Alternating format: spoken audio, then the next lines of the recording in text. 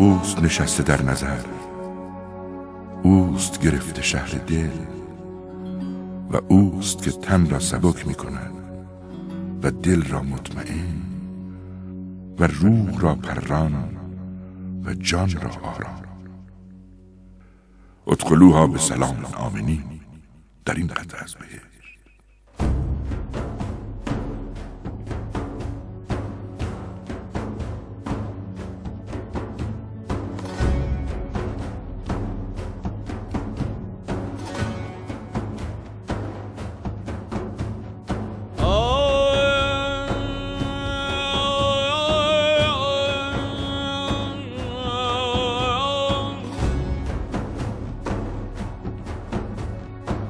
تو کیستی شریک غمم،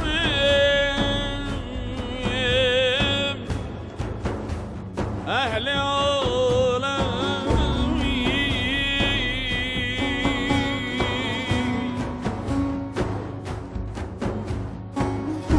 در خاک تو